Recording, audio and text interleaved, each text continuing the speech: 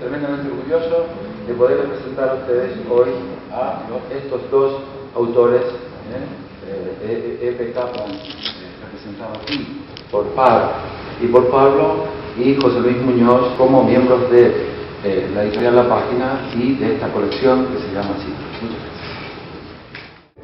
José Luis es un escritor completo a todos los niveles, desde cualquier óptica y desde cualquier punto de vista. Y un escritor completo es aquel que dominando la técnica narrativa, dominando los tiempos, dominando el ritmo, dominando la capacidad para crear magníficos guiones. A la hora de hablar de Putnam Road, yo os voy a decir con toda la claridad del mundo que Putnam Road no es una novela erótica.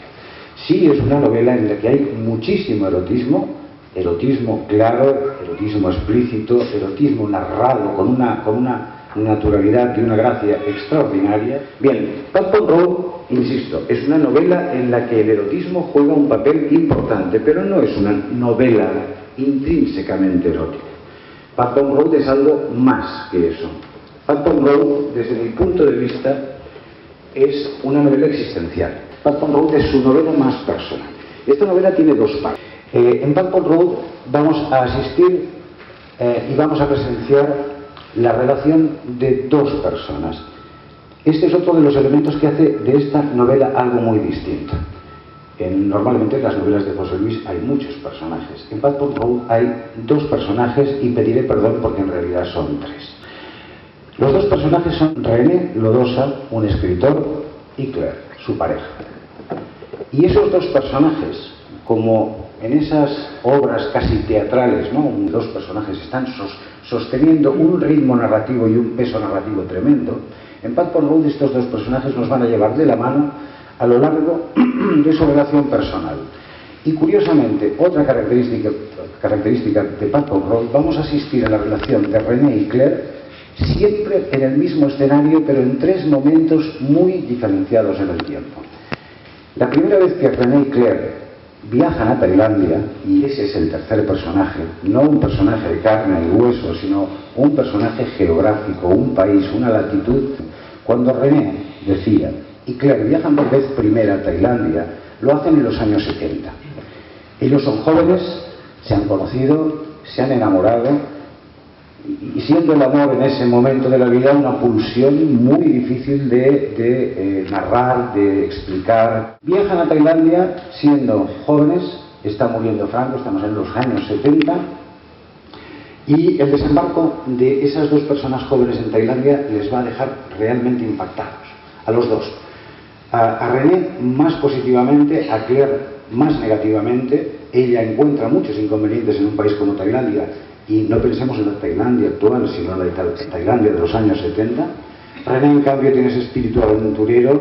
René está fascinado por ese mundo en tecnicolor que forman los canales, los mercados, los palacitos, los campos de arroz, las especias, los rostros, la atmósfera.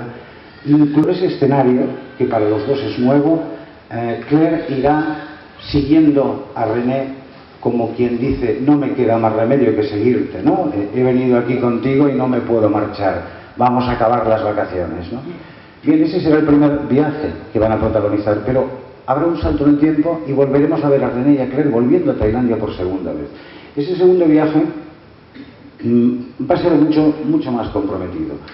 Van a empezar a descubrir muchísimas cosas. Han pasado ya unos años, ya no son tan jóvenes, aunque lo siguen siendo, y evidentemente esa fogosidad, esa chispa, esa pasión inicial, si bien se mantiene, está mutando, está cambiando continuamente. En el tercer viaje vamos a encontrar a un René y a una Claire 15 años más tarde, en una relación ya como muy establecida, tienen hijos, digamos que esa pasión inicial ha desaparecido y han surgido otros aspectos en lo que se refiere a su relación y a su forma de abordar el sexo y la fantasía, han cambiado por completo. René está fascinado por el mundo de Padpong Road. Padpong Road es una zona en Bangkok, una serie de calles alrededor de las cuales se concentra toda la prostitución. Es de hecho el gran burdel del mundo occidental. Y vamos a ver en los dos personajes al mismo tiempo atracción y rechazo por todo eso, repulsión y fascinación. Y vamos a ver cómo varían, cómo ese mundo, cómo ese entorno terrible de Tailandia, que insisto es el tercer personaje en la novela, ese tercer personaje va a cambiar por completo su forma de entenderlo todo, no solo el sexo, la vida, la forma de pasar por la vida, la fantasía, la forma de relacionarse con otros seres humanos. Bien, y eso más o menos nos va a llevar hasta la mitad de la novela. En la segunda parte de la novela, de los dos personajes principales, humanos, físicos de carne y hueso, solo hay uno.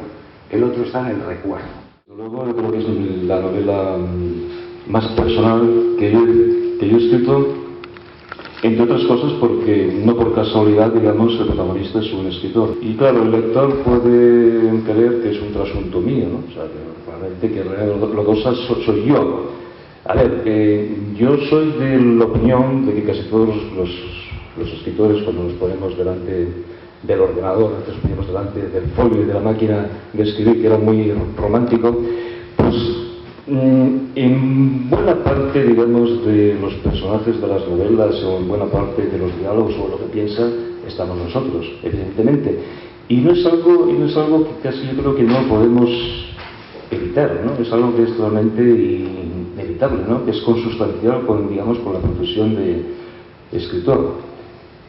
En esta novela, efectivamente, si por ejemplo en anteriores novelas, pues en los personajes, por ejemplo, de Lluvia de Níquel, Mike Demon, había algo de mí, y en La Frontera Sur, pues también había algo de mí. Incluso, fíjate, te podría decir también que en El Mal Absoluto, en el personaje del judío y en el del nazi también había algo de mí, porque yo creo que somos realmente duales, ¿no? O sea, tenemos una parte blanca y otra parte oscura, ¿no?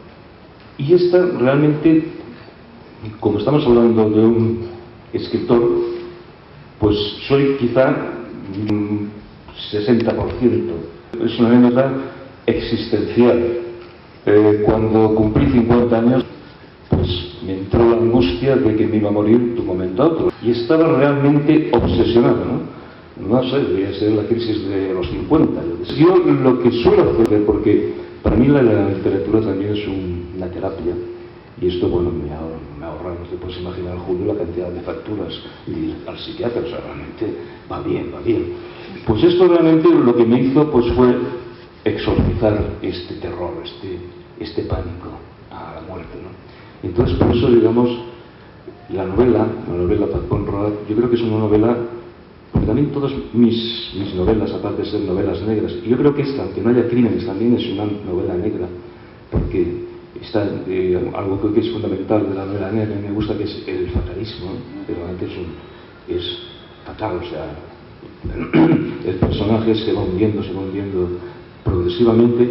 Tú, como muy bien has dicho, es una novela existencial, sobre todo con muchísimo erotismo. Es una novela pues en la que yo pues me desnudo bastante en una serie de opiniones que tengo pues sobre la sociedad, sobre el mundo literario, también bastantes opiniones particulares.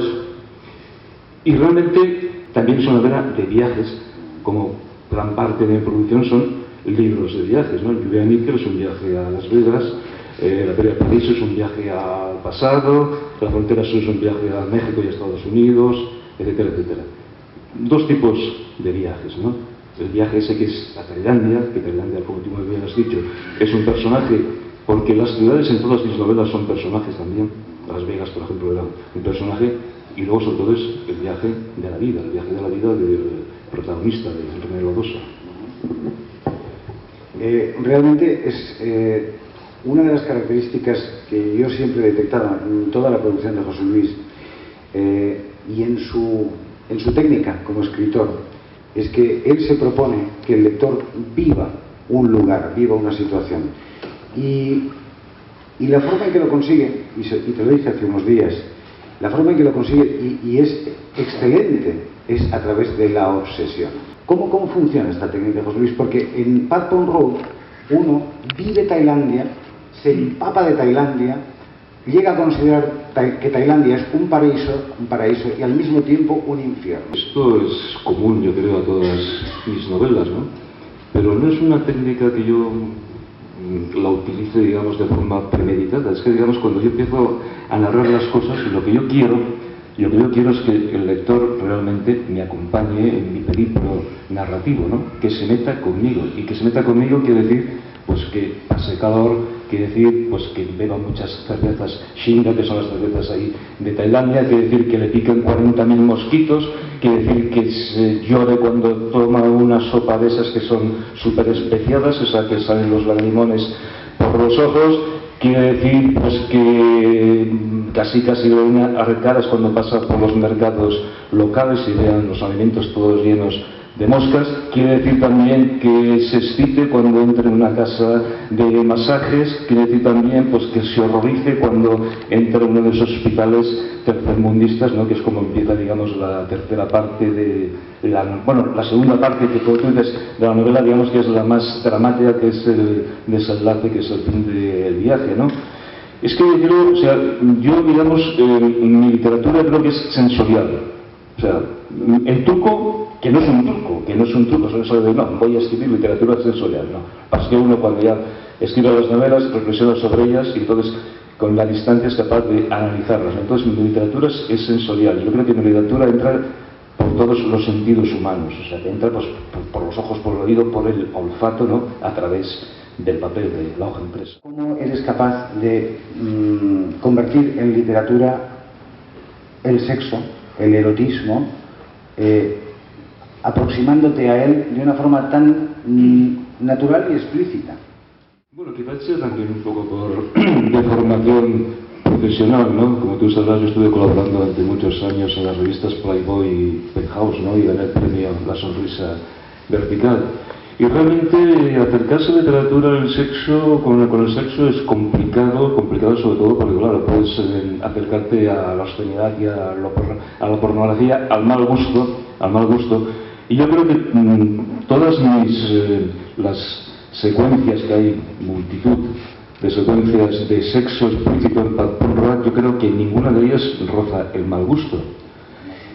Y es una novela que habla también de la prostitución en Tailandia, porque, bueno, la prostitución en Tailandia podrán creer ustedes que es algo muy reciente, y no, realmente es algo que es algo casi que es cultural con el país. O sea, siempre ha habido prostitutas en Tailandia. Lo que ocurre es que hubo más prostitutas cuando, digamos, Tailandia se convirtió, pues, en el refugio de los soldados norteamericanos cuando regresaban de la guerra de Vietnam, ¿no?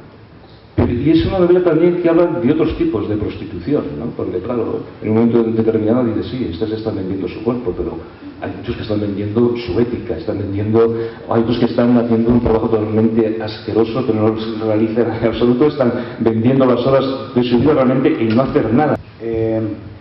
Una cosa que me llamó la atención al leer la novela, y os he dicho que tiene esas dos partes diferenciadas, es que entre la primera y la segunda parte hay como un cambio de ritmo, hay un cambio de registro, ¿no? La primera parte es una narración mantenida, en donde a través de los ojos y la mirada de René y Claire vamos viendo cómo funciona la relación, cómo son sus deseos, cómo es su vida sexual, cómo son sus encuentros, sus desencuentros también, por supuesto.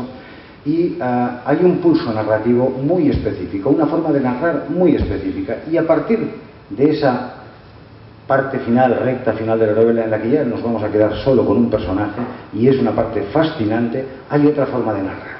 A mí eso me llamó la atención, y mucho, muchísimo. Y cuando acabé el libro, vi una pequeña nota detrás de la palabra fin, que dice, escrito en Sant Cugat del Vallès en el verano de 2001 y escrito en Arán, en el Valle de Arán, ¿no? En el otoño de 2011. ¿Es así? Bien, y entonces le pregunté a José Luis, ¿esa primera parte la escribiste en el 2001 y esa segunda parte, a la que ya solamente vamos a ver a uno de los dos personajes, la has escrito en la actualidad? Y me contestaste que sí. Entonces, ¿por qué dejaste en el año 2001 esa introducción magnífica a la novela, no continuó y la has terminado ahora, 10 años después? Y otra pregunta, anexa a esta. Si hubieras escrito el desenlace de la novela en 2001, ¿hubiera sido distinto al desenlace que hay actualmente presenta Pat Conroy? Bueno, lo que ocurre es que las novelas realmente no están terminadas hasta que ya dices basta, entonces la presentas al editor y dices, bueno, pues que vaya ya a imprenta, entonces ya la novela no es nada tuyo, no es, o sea, se convierte en algo ajeno, ¿no? Y efectivamente, esta novela es una novela de larga trayectoria, porque ha tardado 10 años en publicarse. Es una novela que le he estado dando muchísimas vueltas durante todos estos años. O sea, mientras estaba redactando la novela, pues han salido otras novelas por el medio, se han publicado otras novelas mías. Y lo que tú dices de esa última parte, yo lo que quería dar realmente es el sido especie como de cambio de registro, ¿no?